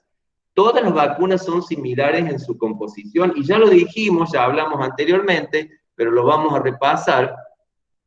Las vacunas pueden ser vacunas a vivos atenuadas, son derivadas directamente del agente que causa la enfermedad, es decir, son a virus vivos atenuados por ciertos procedimientos o por pasaje de cultivos que atenúan, debilitan al virus, le quitan la capacidad de generar enfermedad, pero conserva la capacidad de producir anticuerpos. Recordemos que estas vacunas necesitan la replicación, deben replicarse la vacuna para poder generar anticuerpos, o sea, en el organismo que es incorporada necesita replicarse. Eso no quiere decir que vaya a generar enfermedad. En este caso, ya vamos a ver más adelante, en general no requieren adyuvante, ¿no? El adyuvante es lo que le va a ayudar a la vacuna a tener una mayor capacidad inmunogénica. Pueden ser administradas por la misma vía por la cual ingresa el agente natural. La inmunogenicidad es interferida por los anticuerpos circulantes, que eso ya lo dijimos, a diferencia de las por virus muertos o inactivados, en los cuales no hay interferencia de los anticuerpos circulantes, se destruyen con la luz y el calor. Las otras vamos a ver que tienen más estabilidad, y estas son algunas de las vacunas atenuadas que estamos hablando: sarampión, rubiola, papera, polio, oral, la de la varicela, la de la fiebre amarilla, fiebre hemorrágica argentina y BCG. Vamos a las otras, vacunas inactivadas. Las vacunas inactivadas se obtienen por inactivación, como ya lo dije anteriormente, por medios físicos o químicos. Se necesitan varias dosis, también lo dije anteriormente, para mantener un adecuado nivel de anticuerpo. Muy a menudo requieren de un adyuvante, las otras no. Por lo general se administran por vía parenteral, no se replican, y eso es lo que hace que sea posible colocar estas vacunas en los inmunodeprimidos. No se afecta con la presencia de anticuerpos circulantes, son más estables. Las otras dijimos que se destruyen más con la luz y el calor. Estas son vacunas más estables, pueden ser inactivadas a partir de todo el virus, de una subunidad o parte del antígeno, como en el caso de la hepatitis B, la pertusis celular o acelular. Pueden ser inactivados el toxoide, o sea, se inactiva la actividad del toxoide, como la vacuna, la difteria, el tétano, o polisacáridos conjugados, como la vacuna del hemófilos B. Esto es respondiendo a la pregunta de si todas las vacunas son similares en su composición, ¿no? Al recibir una vacuna, ¿es posible que se desarrolle la enfermedad que la misma previene? Y acá es el caso que quería decir que en este caso es posible solo al recibir vacunas a virus vivos atenuadas, no con vacunas muertas inactivadas, pero no en cualquier persona, en el individuo susceptible, como es el caso del inmunocomprometido, en quienes están contraindicadas debidamente por eso, porque se replican. Ellas son la triple o doble viral, la sabina oral, la varicela, la de la fiebre amarilla y la fiebre hemorrágica argentina. Son vacunas que están contraindicadas en el inmunocomprometido. Y si yo veo algún evento, ¿no es cierto?, es de denuncia, por ejemplo, es el ESAVI, es un evento supuesto asociado a vacunas. Si yo veo algún efecto raro, complicación, que yo vea que esté relacionado con la vacuna, yo debo denunciarlo, ¿no es cierto? Cuando alguien se expone a una enfermedad, yo puedo prevenir antes que le aparezca la enfermedad. O sea, yo estoy en contacto con una persona que tiene sarampión o que tiene varicela, y me fui a mi casa pensando, me le iré a agarrar yo también a la varicela, al sarampión. O sea, se puede prevenir. ¿Esperamos que la presente o podemos intervenir para evitarla? Y bueno, aquí Esto es la profilaxis post-exposición, ¿no es cierto? En el caso de la hepatitis A, yo voy a valorar, ¿no es cierto? Si el expuesto es susceptible, es decir, si yo soy una persona, siempre hablando, me pongo de ejemplo como para que lo entiendan, es decir, si yo soy susceptible, no padecí la enfermedad, no tengo la serología negativa porque no tuve la enfermedad, no estoy vacunado, se supone que soy un individuo susceptible y puedo colocarme la vacuna, ¿no? Puedo colocarme la vacuna, el intervalo entre la exposición y la aplicación, recordemos que la incubación es de 21 días, o sea, yo me puedo colocar una vacuna siempre y cuando yo sepa que el tiempo que me va a llevar la generación de anticuerpos por esa vacuna es más corto que el periodo de incubación de la enfermedad. Entonces, el intervalo en este caso sería de hasta 14 días. Y también me puedo colocar las inmunoglobulinas. Yo me acuerdo cuando era chico, a mí me sacudieron con las inmunoglobulinas, mi papá me sacudió con las inmunoglobulinas. Dolorosa, estaba 3 días teniéndome el que tejedi. A razón de 0,02 mililitros kilo dosis, también con un intervalo de 14 días.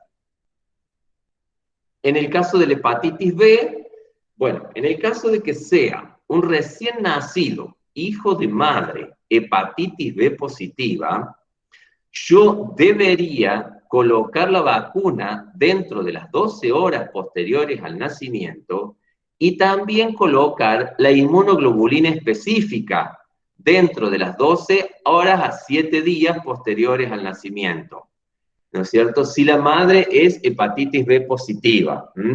También en el caso, por ejemplo, de otras exposiciones accidentales, laborales, abuso sexual, como dice ahí, evaluar el carnet. Hoy en día, ya les digo, la gran mayoría están vacunados contra la hepatitis B.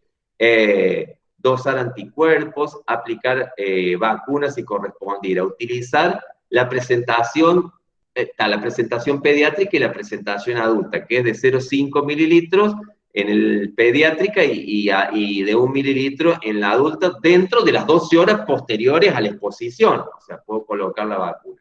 Otras exposiciones accidentales, laborales, fuentes positivas, ¿no es cierto?, también dentro de los 7 días. Abuso sexual, si hubo abuso sexual, la colocación de la vacuna dentro de los 14 días. Esto después le va a quedar para ustedes, para que ustedes lo tengan. En el caso del sarampión, valorar si el expuesto es susceptible o no, o sea, si padeció la enfermedad, o tiene serología negativa, o no está vacunado, la cantidad de dosis. Aplico, ¿con qué hago la profilaxis? Con la doble o triple viral, ¿no es cierto? Recordemos, esta se coloca siempre y cuando sea mayor de 6 meses. Porque, ¿qué pasa? Menores de 6 meses esta vacuna no se puede colocar. En el caso de que sea mayor de 6 meses, yo hago la profilaxis con esta vacuna dentro de las 72 horas posteriores a la exposición. En el caso de que sean menores, o sea embarazada, en la cual está contraindicada esta vacuna, o huésped inmunocomprometido, ¿no es cierto?, o inmunocompetentes menores de 6 meses, la dosis que hago es, o sea, lo que hago es de inmunoglobulina. ¿Y qué hago? ¿Qué dosis hago? De 0,25 mililitros kilo en el inmunocompetente. En el caso de la embarazada, niños menores de 6 meses, y el inmunocomprometido, 0,5 mililitros kilo. ¿Se entiende? En el caso de la varicela, también pasa lo mismo. Valorar si el expuesto es susceptible, no, o sea, si es susceptible o no, es siempre lo mismo. Valorar si tuvo la enfermedad previa, si la serología es negativa, si está vacunado, si no está vacunado, cuántas dosis tiene. En el caso de que sea susceptible y ha estado en contacto, por ejemplo, un paciente con varicela, se puede colocar la vacuna dentro de las 72 horas y hasta 5 días después del contacto. También la inmunoglobulina se puede colocar. En el caso, por ejemplo, cuando esté indicada, por ejemplo, en el caso de una madre que está una gestante que ha presentado varicela durante su embarazo la varicela está en la etapa aguda de vesícula de la varicela, 5 días previos al nacimiento del niño o hasta 2 días posteriores al nacimiento del niño, ese niño debe recibir la inmunoglobulina específica endovenosa. ¿Hasta cuánto? Hasta 96 horas después del nacimiento yo tengo tiempo. La dosis de 1 mililitro kilo. O si no tengo la inmunoglobulina específica, se puede hacer la estándar polivalente, 300 a 400 miligramos kilo. En el caso del tétano, el tétano también es algo que se presenta muy frecuente en las guardias, esta consulta, ¿no? Entonces, ¿qué pasa? Llega un paciente que a la guardia, ¿no es cierto?, que presenta una herida tetanígena o no tetanígena, ¿no es cierto?, y yo lo valoro. Por ejemplo, si desconozco, en cuanto no tiene carnet de vacunación, yo no sé si tiene, no tiene dosis, es desconocido o tiene menos de 3 dosis. El paciente dice, no, yo tengo menos de 3 dosis o no sé si me la coloqué, no me la coloqué. Si la herida es limpia, ¿no es cierto?, coloco una dosis de toxoide tetánico. Y no hace falta que coloque la inmunoglobulina antitetánica. Si la herida es sucia, debo colocar las dos, el toxoide y la inmunoglobulina. Si tiene 3 dosis o más y tiene menos de 5 años de colocada la última dosis, la herida es limpia, no coloco nada. Y la herida sucia tampoco, porque dentro si tiene menos de 5 años de colocada la última dosis de la vacuna, está cubierto durante los 5 primeros años, ya sea la herida limpia o sea tetánica. Ahora, si son más de 5 años, ¿no es cierto? O sea, es una herida. Si la herida es limpia y tiene hasta 10 años, no hace falta colocarle ni toxoide ni gamma globulina. Pero si tiene más de 5 años, menos de 10, pero la herida es una herida sucia, yo debo colocar los refuerzos de toxoide tetánico, ¿no? Y si tiene 3 dosis o más, pero tiene 3 dosis, pero hace más de 10 años que se colocó la última dosis, si la herida es limpia, coloco una dosis de toxoide, si la herida es sucia, también coloco una dosis de refuerzo de toxoide. No sé si habrá quedado claro. Si alguien tiene alguna duda, está autorizado a irme preguntando, porque si no... Esta es la prevención en cuanto a la rabia, ¿no es cierto? La rabia tenemos la vacuna y las inmunoglobulinas específicas, ¿no? En cuanto a la vacuna, sí, lo que hay que hacer ante una mordedura, ¿no es cierto?, ya sea de un perro, de un animal que nosotros consideremos que puede ser portador de la rabia, una es la limpieza bien de la herida, ¿no? Y la colocación de la vacuna, ¿no? La vacuna se colocan 5 dosis, ¿no es cierto?, 5, 3, 7, 14 y 21 días. O sea, se colocan 5 dosis de vacuna, 21 o 28 días. El intervalo lo más precoz posible. La dosis de la vacuna es de 0,5 mililitros. En el caso, por ejemplo, de la mordedura de murciélago, si el huésped es inmunocomprometido, ¿no es cierto?, debo colocar la inmunoglobulina específica. Esta inmunoglobulina se coloca aparte, o sea, la vacuna, ¿no es cierto?, si el animal, ¿no es cierto?, se considera que tiene rabia, pero a su vez si es inmunocomprometido, yo debo colocar la inmunoglobulina.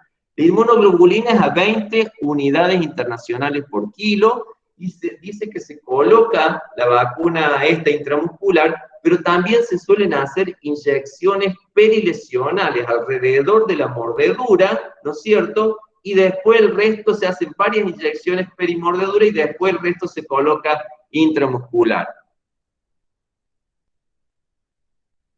¿Se pueden aplicar 2 vacunas en el mismo sitio o es mejor darlas separadas? Esto ya lo expliqué. Todas las vacunas pueden ser colocadas juntas el mismo día y la capacidad antigénica va a ser buena de todas las vacunas. Si se pueden o no incorporar en el mismo sitio, o sea, se pueden incorporar en el deltoide del mismo lado. Lo que sí que tienen que ser separadas más o menos la inyección, más o menos 2,5 centímetros entre un sitio y otro de inyección en el mismo deltoide, ¿no es cierto? O en la pierna. La aplicación conjunta no da lugar a interferencias en la respuesta y evita la pérdida de oportunidades de vacuna, las famosas oportunidades perdidas. ¿Qué pasa, por ejemplo? No sé si está acá en una de las... A ver si... voy a volver a esto. Vamos, antes de seguir con estas preguntas en situaciones especiales, voy a volver a esto. Porque ¿qué pasa con las vacunas, por ejemplo, a virus vivos, ¿no es cierto? Si yo no las coloco juntas, por ejemplo, las vacunas a virus vivos que están en el calendario, por ejemplo, es la triple viral y la vacuna de la varicela. Si yo no las coloco a estas 2 vacunas juntas el mismo día, yo no puedo colocar una y a los 2 o 3 días o a la semana colocar la otra, porque la primera interfiere en la inmunogenicidad de la segunda. O las coloco a las 2 juntas, o si no, si yo coloqué una, tengo que esperar un mes para colocar la otra. No pasa lo mismo con el resto de las vacunas.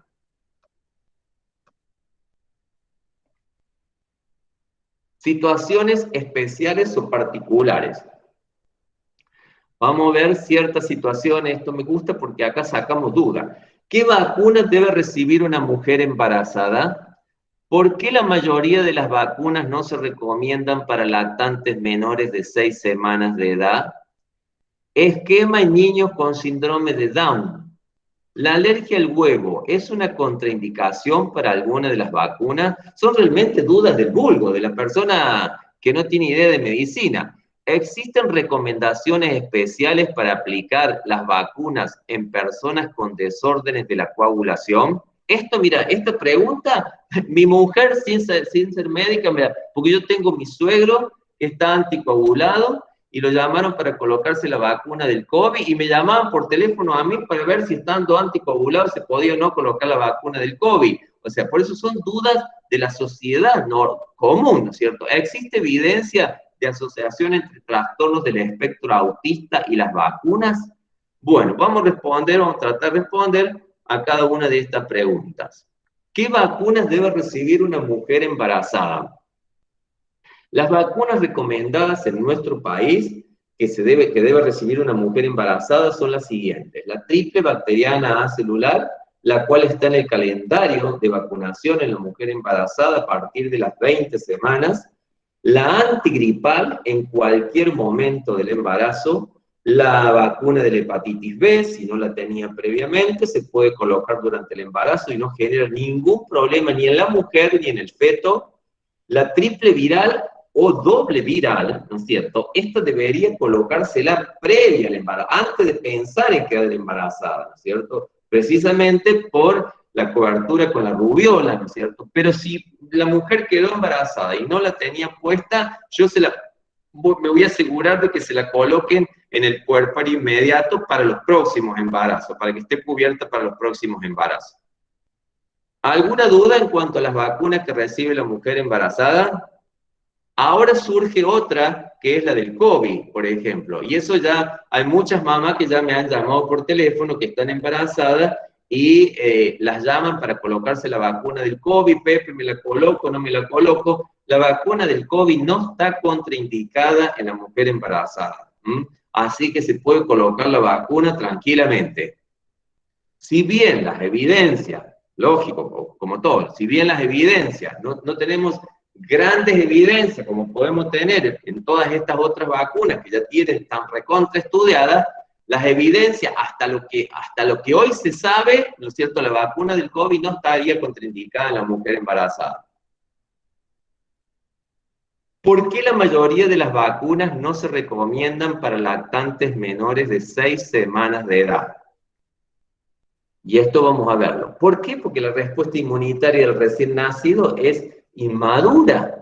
Ningún factor de complemento atraviesa la placenta, a pesar de que a partir de las 16 semanas el neonato, el feto comienza a producir, ¿no es cierto?, complementos, pero eso es escaso. Ningún factor de complemento atraviesa la placenta. Los linfocitos T liberan baja cantidad de citoquina ante un estímulo, que son las necesarias para la estimulación del sistema inmunológico. Los linfocitos B son inmaduros por la falta de contacto previo ante un antígeno, al igual que la síntesis de anticuerpos pobre, ¿no? Tanto la respuesta B como T puede estar influenciada por la presencia de anticuerpos de origen materno que son transferidos. Entonces eso hace que la respuesta ante una vacuna sea menor, porque la madre transfiere los anticuerpos que ella tiene interfiriendo en la respuesta inmune del niño. En los niños pretérminos se deben aplicar las vacunas de acuerdo a la edad cronológica. Los anticuerpos maternos duran menos que en el recién nacido a término. O sea, los pierden más rápido. Por eso se les debe aplicar de acuerdo a la edad cronológica. En cuanto acá a la aplicación, por ejemplo, puede haber duda de cuándo se coloca la vacuna BCG en el recién nacido, que la vacuna BCG es una vacuna que se coloca al nacimiento. Bueno, algunos dicen que, o sea, lo que se dice que hay no se debe posponer la vacunación si el recién nacido pesa menos de 2 kilos, de 2.000 gramos. Hay mucha literatura, ¿no es cierto?, actual que habla de que esto estaría un poco dejándose de lado y se tendría más en cuenta la edad de gestación del niño, y se dice que si el niño tiene 32 semanas o más de 32 semanas, no habría por qué contraindicarla en el niño, por más que no tenga los 2 kilos, pero actualmente lo que se aplica en los vacunatorios es eso: si no tiene los 2 kilos, la vacunadora no te lo vacuna. Hay 2 vacunas que se deben aplicar al recién nacido. Ahí está lo que yo estoy hablando ahora, que es la vacuna de la hepatitis B, que es la vacuna es monocomponente, o sea, solamente la vacuna de la hepatitis B, no combinada con otras vacunas, ¿no? O sea, es la dosis solita de hepatitis B y la vacuna BCG. ¿La alergia al huevo es una contraindicación para algunas vacunas?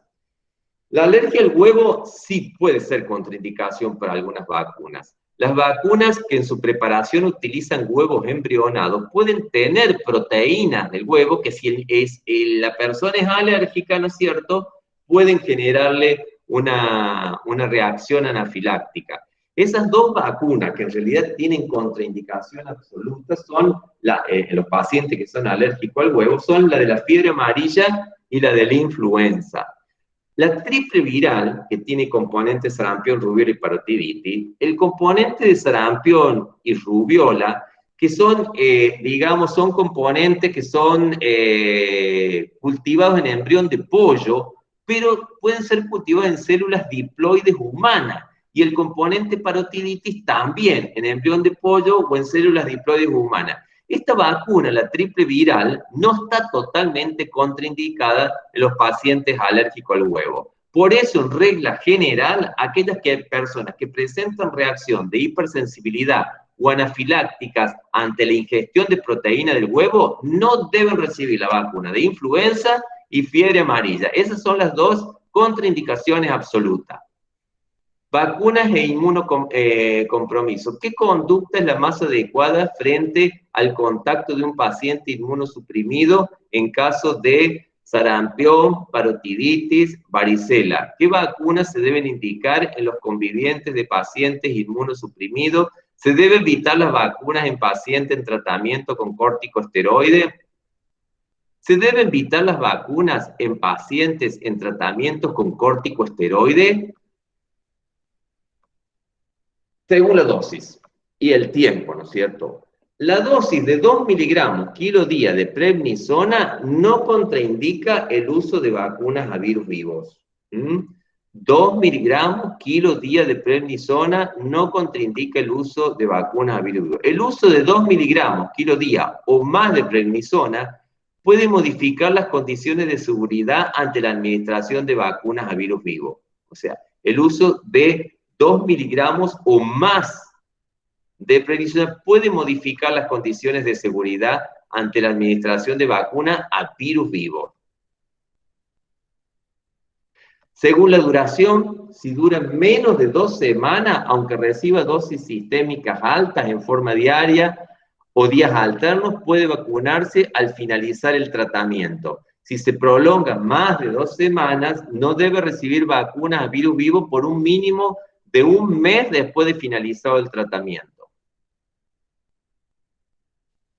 ¿Qué conducta es la más adecuada frente al contacto de un paciente inmunosuprimido con un caso de sarampión, parotiditis o varicela? En el caso de sarampión, independientemente de su estado de vacunación, el paciente inmunosuprimido tiene un alto riesgo de complicaciones. Entonces, lo que debo hacer es colocar la gamma globulina. Como no puedo colocar la vacuna, tengo que colocar la gamma globulina polivalente dentro de los 6 días posteriores al contacto, a una dosis de 0,5 mililitros kilo con una dosis máxima de 15 mililitros.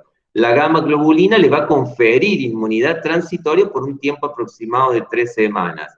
En el caso de parotiditis no hace falta, no se recomienda el uso por exposición de vacuna ni gamma globulina para bloquear la enfermedad. O sea, en el caso de parotiditis que tenga un contacto, por más que sea suprimido, no hace falta nada, ninguno de los dos. En caso de la varicela, sí, debe recibir profilaxis pasiva lo más pronto posible, dentro de los 10 días del contacto.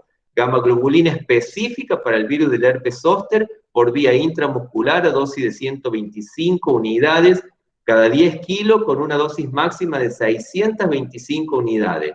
Si no hubiese inmunoglobulina específica, puede ser la polivalente endovenosa a dosis de 400 miligramos kilo, y si esta no estuviese disponible, se puede usar el aciclovir a 80 miligramos kilo día por 7 días, comenzando 7 días después del contacto para prevenir la segunda viremia de la varicela.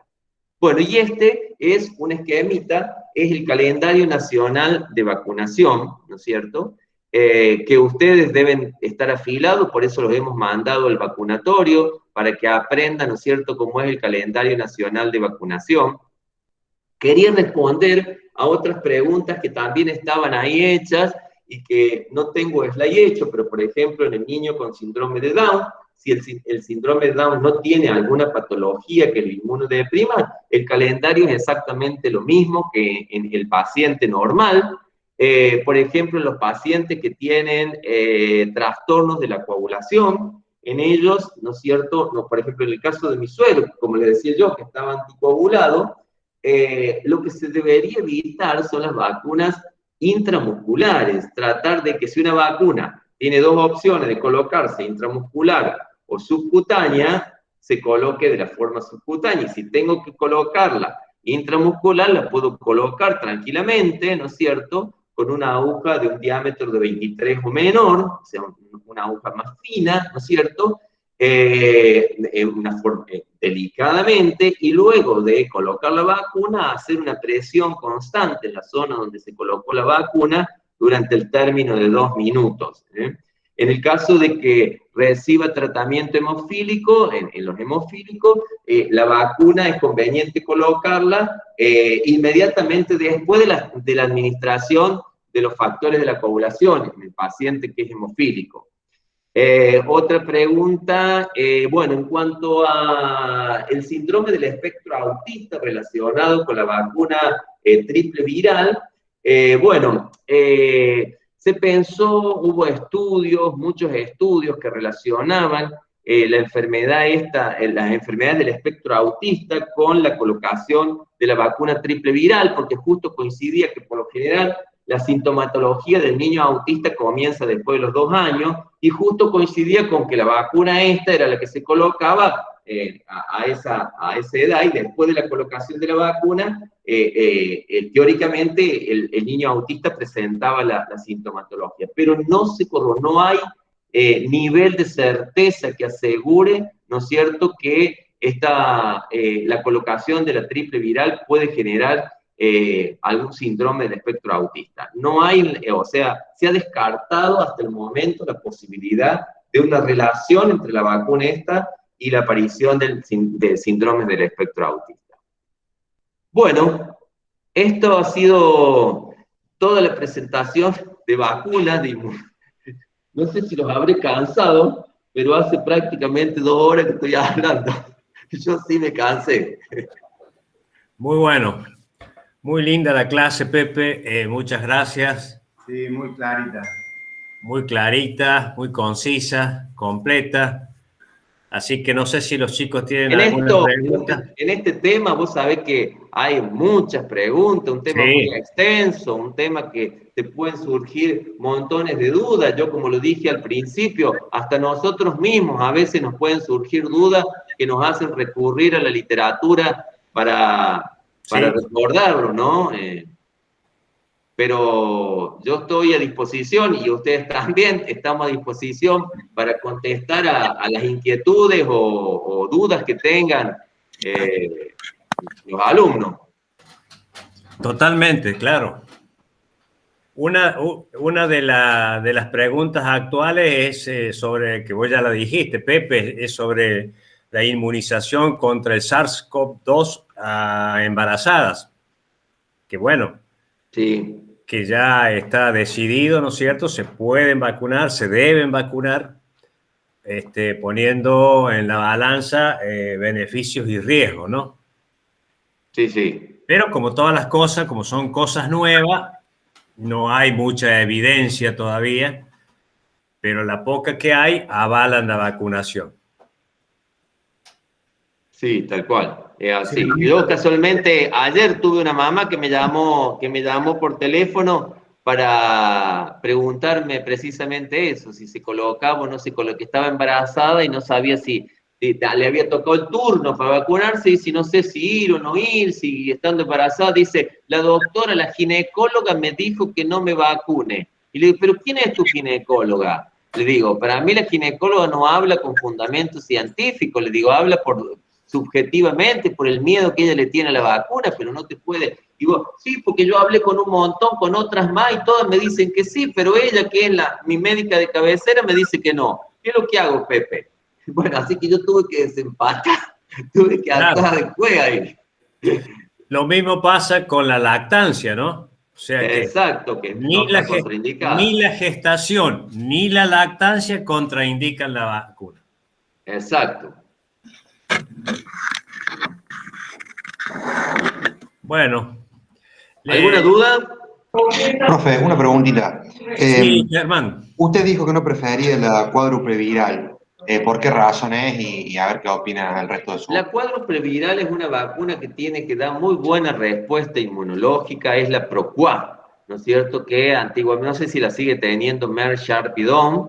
Esta vacuna lo que tiene, que dentro de los efectos adversos que produce, y no quiero hacerle mala fama, porque el laboratorio me puede llegar a hacer un juicio, pero nosotros, la experiencia que tenemos es que esta vacuna, y ellos mismos lo reconocen, esta vacuna produce cuadros febriles muy altos que muchos chicos les genera convulsiones. Entonces, ese es el inconveniente de esta vacuna, pero en realidad es una vacuna que genera muy buenos niveles de anticuerpos. Bien, gracias. ¿Alguna otra pregunta, chicos? ¿Dudas? Importante esto que decía el Pepe de recurrir a la literatura ante situaciones especiales, porque como dice el Pepe, nos pasa a todos y esto va cambiando, así que siempre hay situaciones especiales en las que tenemos que recurrir a la vacuna para ver contraindicaciones, para ver necesidad de poner las gamma-globulinas o no, o las inmunoglobulinas específicas o no, así que siempre recurrir a la literatura, ¿no? Bueno. Bueno. Muy bueno, entonces. Buenos días. Sí. Si no hay duda, nos despedimos, Nero. Nos despedimos, sí. Nos estamos hablando en el curso de la semana. creo que el viernes que viene, Vivi le toca dar examen físico normal, me parece. Perfecto. Sí, ¿cómo es el asunto? O sea, ¿no termina el cuatrimestre? El examen va a ser el 2. El 2 de Hoy Ah, termina el perfecto. cuatrimestre, digamos. Hoy termina. Hoy termina el cuatrimestre, por eso decía, yo pensaba que hoy terminaba el cuatrimestre. Sí, sí, profe, hoy es el último día de clase. Según el calendario, obviamente. La miércoles. O sea que el viernes que viene no tenemos clase y tenemos el examen el 2. Exacto. Bueno, perdón. Entonces, yo estaba embalado. Bueno, entonces quedamos así, chicos. El viernes próximo no tenemos clase. El examen será el 2. Vamos a estar en contacto para que veamos. Va a ser el mismo viernes a la mañana. Ya vamos a ver. Después explicaremos bien la modalidad. Que tengan buen fin de semana. Perfecto, Gracias, gracias. profe. Saludos a todos. Gracias, saludos. Chao, gente. Saludos. Chau.